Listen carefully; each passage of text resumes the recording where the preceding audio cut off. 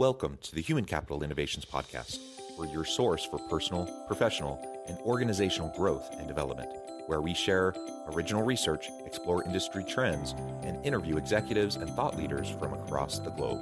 We hope you join us often for practitioner-oriented content around all things related to leadership, HR, talent management, organizational development, and change management.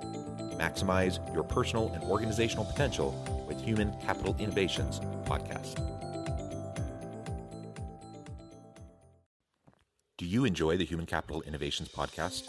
Please subscribe, leave a review, comment, share, and consider supporting the podcast on Patreon, even at the producer and sponsorship levels.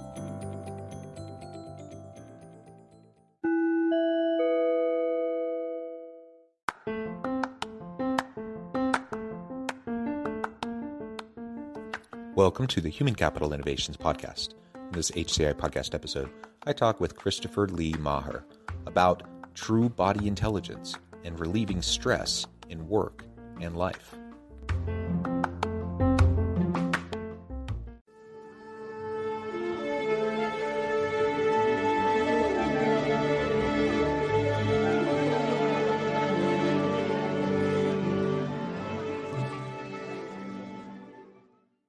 Christopher Lee Maher, welcome to the Human Capital Innovations Podcast. Thank you. How are you doing, John? I am well. It's a pleasure to be with you. We've been preparing for this episode for a long time now. It's a pleasure to finally have a chance to sit down with you and to chat, and even just chatting in the pre-interview and getting to know you a little bit and just finding all of the little connections in life. We don't live anywhere near each other, but we have these connections, and it's always fun to uncover those. Today, we're going to be talking about true body intelligence and relieving stress in work and in life. Now, everything we talk about today is going to have direct relationship to our personal life, but as organizational leaders tuning in, I hope all of you will also think about what this means for your work life and what this means for your teams in the workplace, because we know that there's heightened levels of stress and anxiety and burnout at work. So all these issues that we're going to be talking about have application and implications for your team at work. As we get started, I wanted to share Christopher's bio with everybody.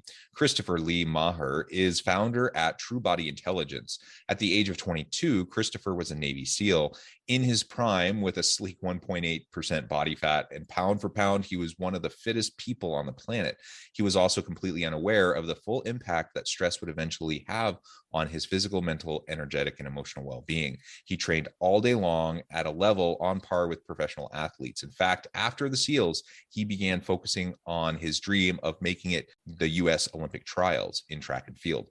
A lack of awareness of the impact of high stored stress loads kept him from ever manifesting this dream. And of course, he's done so many other amazing things since then. Anything else, Christopher, you would like to share with listeners by way of your background before we launch on into the topic for today? Yeah, I mean, my background is pain, and was my teacher, and led me into this line of work and into this devotion to help others. And without that, to be honest with you, I have no idea what I would be doing. So I'm happy with my life, and I'm really grateful for all the stress that actually, in retrospect, I'm happy that I had all the stress to deal with, because it helped me develop myself in a way that I would have never had the opportunity had it not been that extreme. Yeah, stress is a great teacher.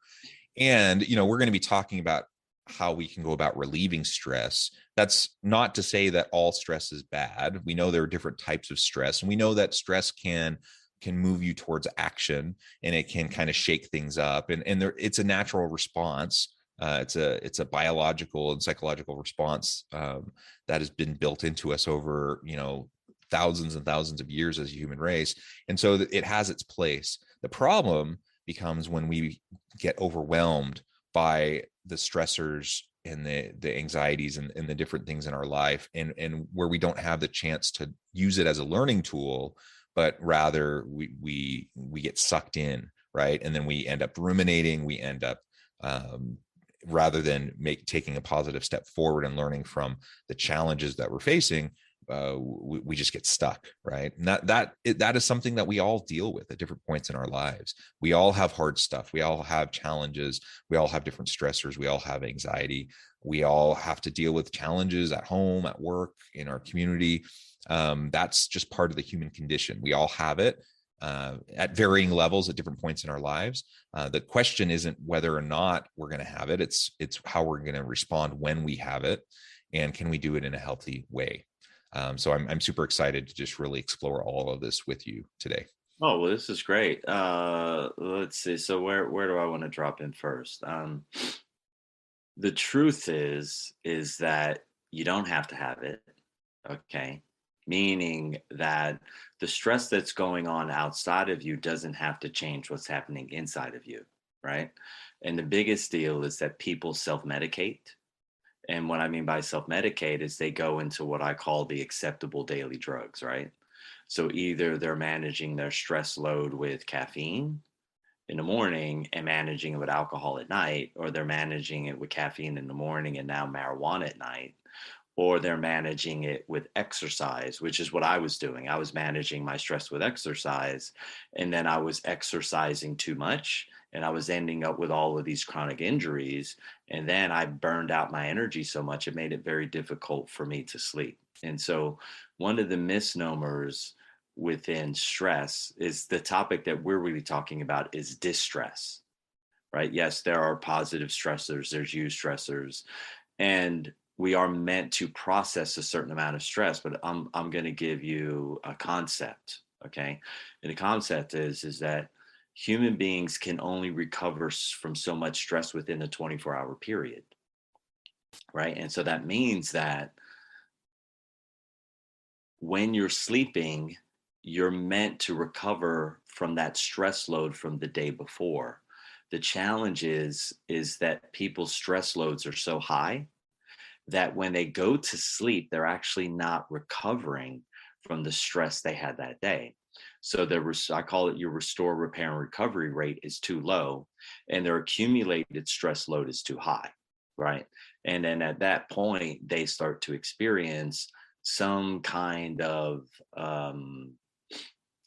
symptom, right? And that symptom could be impatience. That symptom could be poor sleep. That symptom could be excessive weight gain, distraction, a number of small symptoms that eventually turn into like bigger symptoms like, wow, this is so weird. I went in for a regular checkup and my doc told me that I have colon cancer and I'm 44 years old. How did I get from here to there? And the truth is that they had an unresolved stress load that they never dealt with. And so stress manifests as tension in the body, and then tension turns into distortion. And what that means is it actually changes the inner bone rotational relationships that you have. Okay. And then what do most Americans suffer from? Low back stiffness, low back pain, or a reduced range of motion in their neck and neck stiffness. Right. I read an article in 2000, and the article hinted that 47% of Americans have reported back pain. 47%. Well, we know in that 47%, we're not including children. Okay. Or at least I thought we weren't until I started working with children. So that's a large portion of our population. So if you have 330 million people in the United States, we're talking almost 150 million people who have reported back pain. Well, what does that tell you? It tells you that there's enough structural distortion to create remarkable amounts of stiffness. The challenge is when you have the stiffness in the body says, look, in order to reduce the discomfort, why don't I release some fluid into the area so we reduce the friction? So that's 47%. So we have 150 million people in the United States running around with low back pain. Okay, that is that's too much, right? So if you have the distortion and we step back, that means we have the tension, and in order to have the tension, we have to have the unresolved stress loads. Yeah. And so the key is, how do I reduce my unresolved stress load? Well, you have to take the tension out, because the tension is what's in between the stress and the distortion. So now I got to go in and I have to implement some form of practice that will allow me to pull enough tension out that I can start to feel normal. And then guess what happens? I have a reduction in my symptoms. The symptoms actually disappear because I'm putting a fair amount of time and energy in removing the tension, which automatically removes and reduces the lifetime accumulated stress load. And we don't even know that we're accumulating stress and tension because it comes in so slow every day, right? There's a micro amount that's added every single day. And I created a term for that called trauma. And what it means is stress plus time equals trauma. So here's a guy, he's an ethical guy, he's a moral guy, he goes to work every day, he works really hard. He shows up on time. He's doing all the things that are right, but he's not aware that the workload that he's dealing with is greater than what he can process in a 24-hour period, because his restore, repair, and recovery rate is too low. So he bends down to tie his shoes to go to work, and he ruptures a disc. And now he's in his bed for 2.5 months repairing. Right. And this is, so what does he repair from? He didn't have blunt force trauma. It's not like he went snowboarding and this 16-year-old kid came across his right side and knocked him over and twisted his back. No, this is actually from too much accumulated stress that's never been dealt with, because the lifestyle that we live is beyond our capacity to repair.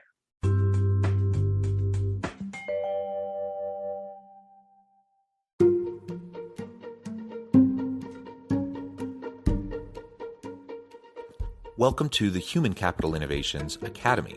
Courses, micro-credentials, and certificates to upskill and reskill for the future of work. All HCI Academy courses, micro-credentials, and certificates are designed, developed, and delivered by award-winning and internationally renowned scholars, educators, thought leaders, executives, and practitioners. Our courses, micro-credentials, and certificates will help you make your mark on the future of work and make an immediate impact in your organizations. Check out the HCI Academy and our many course offerings and certificates to upskill and reskill for the future of work.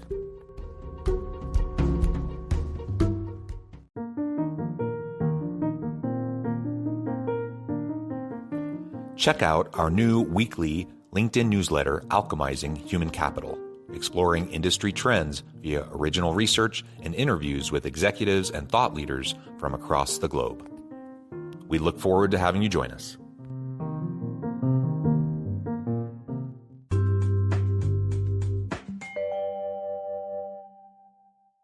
Super, super interesting. And I think about everything you're saying. I'm like, oh, that seems to apply to me. Oh, there's a lot of that I suspect applies to many people listening right now.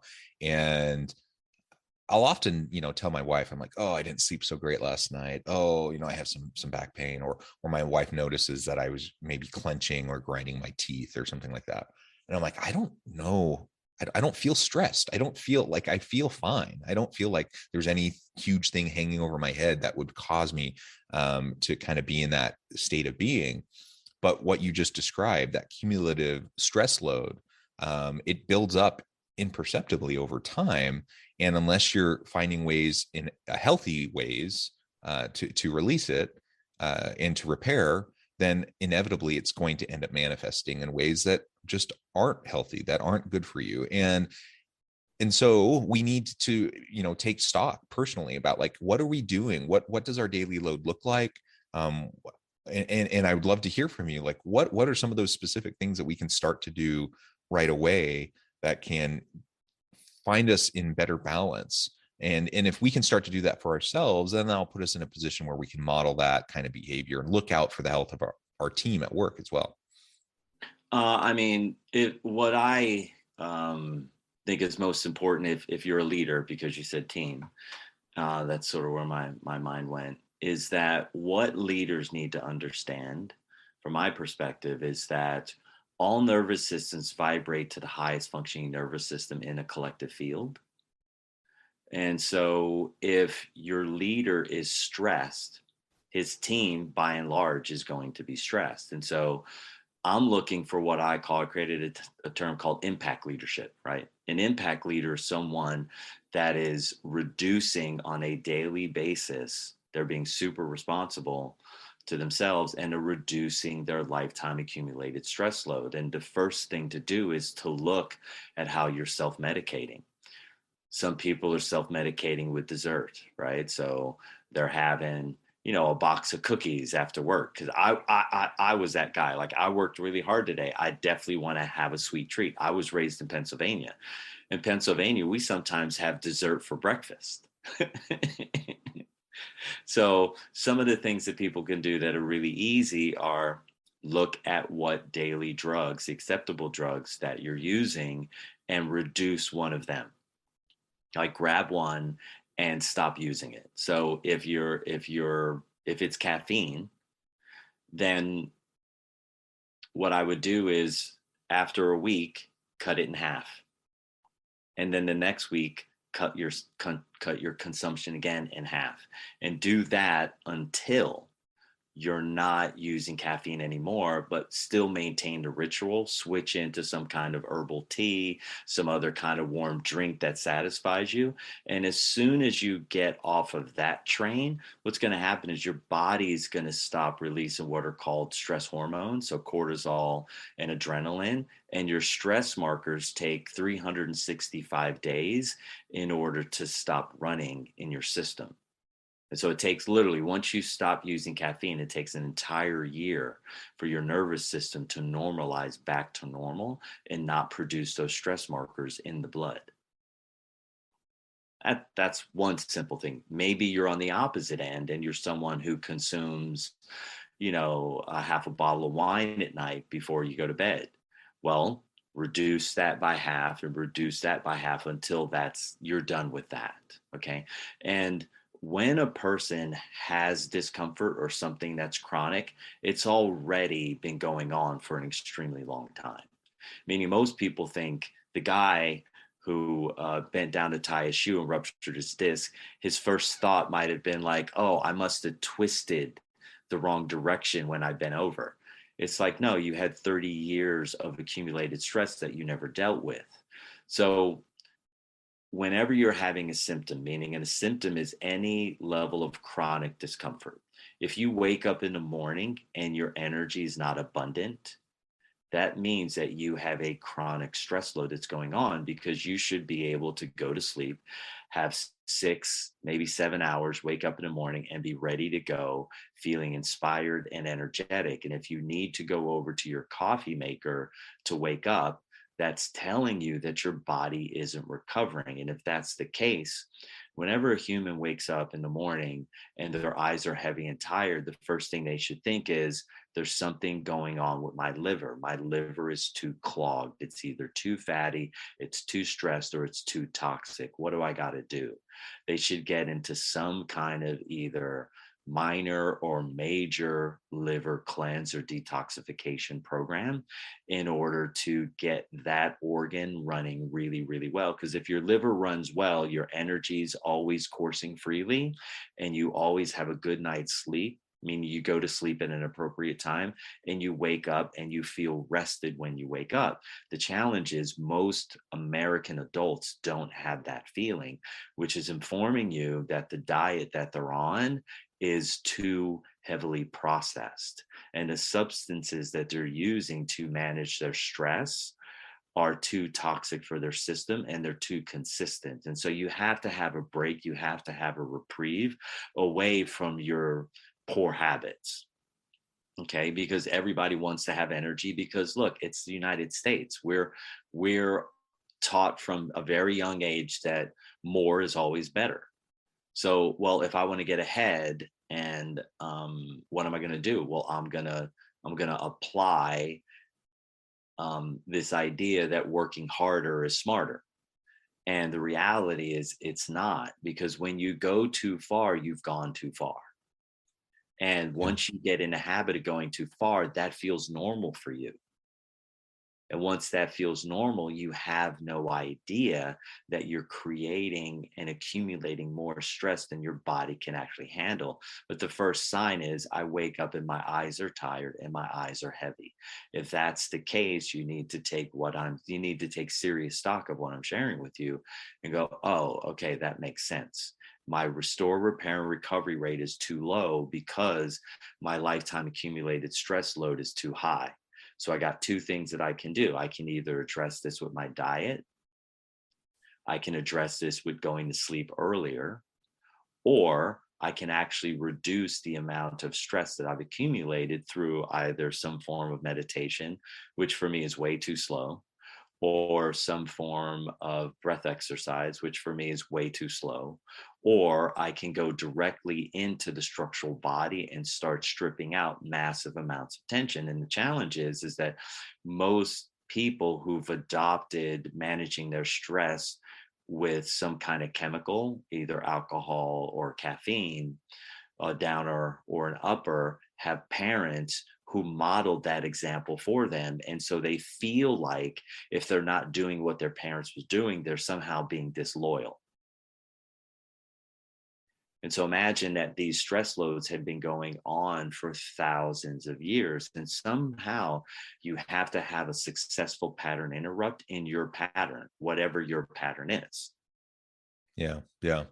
Well, and so I think, again, what is that pattern interrupt going to be for me? Much of what you're saying, I'm taking stock as you're talking. I'm like, these are definitely things I need to be thinking more about. I need to have a pattern interrupt in my own life in some of these areas.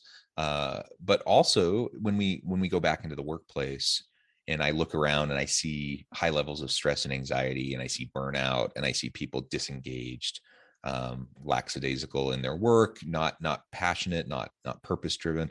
And when I see those things, a lot of it's going to come back to what you're talking about. And so what can I do to pattern interrupt, that kind of existence within the team in the workplace? And so again, learning how to do this for myself, and then modeling it for my people, and encouraging them to do similar healthy practices is going to really pay a lot of dividends, not only for them individually as people, and that's enough in and of itself, but also collectively, for as a team, as we produce and help the organization to be more successful as well. Yeah, go ahead.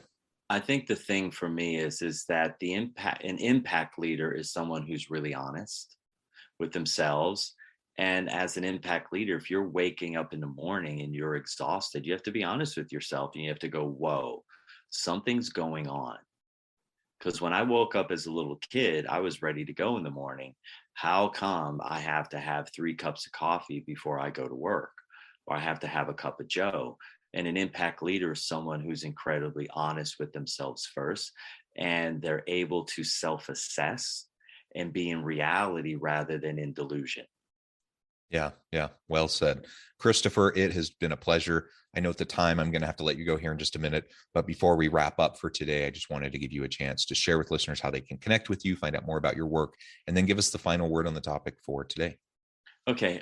For you guys, the easiest way is to go to Amazon.com and pick up my book, Free for Life, A U.S. Navy SEAL's Path to Inner Freedom and Outer Peace. And that's simple. You can go to truebodyintelligence.com. And I think there's a couple of videos there and some information, but it's really all sort of basic. And you can figure out how to get a hold of me. You could email us at support@truebodyintelligence.com and organize a call or some time to gather together. The word for the day is honesty. I love it. Thank you, Christopher. It's been a pleasure. I encourage listeners to reach out, get connected, find out more about what Christopher can do for you. Check out the website, check out his book. And as always, I hope everyone can stay healthy and safe, that you can find meaning and purpose at work each and every day. And I hope you all have a great week.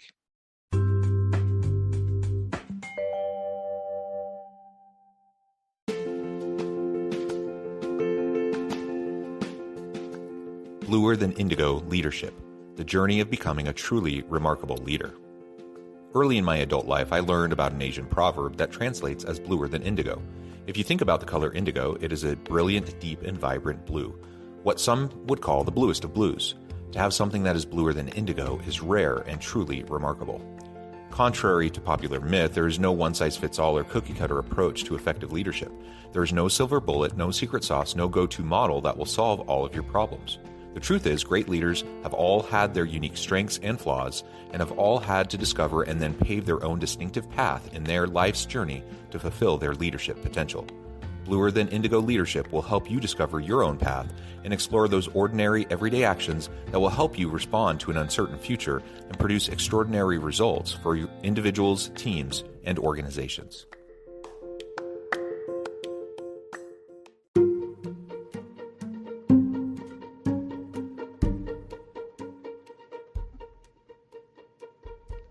Check out Human Capital Innovations magazine, Human Capital Leadership. Human Capital Leadership is a free, interactive e-magazine with the mission to help individuals, leaders, and organizations find innovative approaches to maximize their human capital potential. We publish issues quarterly in August, November, February, and May. Take a look at the latest issue and let us know what you think.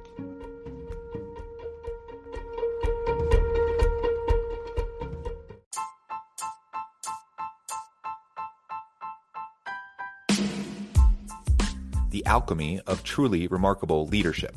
Ordinary, everyday actions that produce extraordinary results. Consider how the nature of work has shifted over the past 50 years. With increased globalization, rapid technological advancement, and the shift in economic composition, the average job of today looks very different than the average job of 50 years ago. What will the jobs and organizations of tomorrow look like? Moreover, what does this all mean for organizational leaders?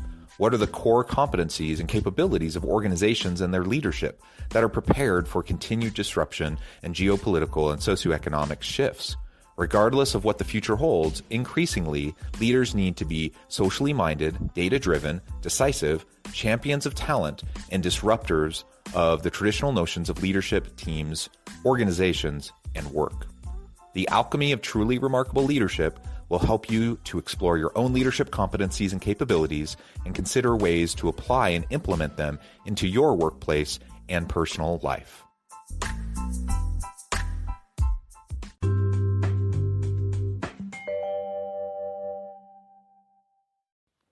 Do you enjoy the Human Capital Innovations podcast? Please subscribe, leave a review, comment, share, and consider supporting the podcast on Patreon, even at the producer and sponsorship levels. Thanks again for joining us for this episode of the Human Capital Innovations podcast. I hope you stay healthy and safe and that you have a great week.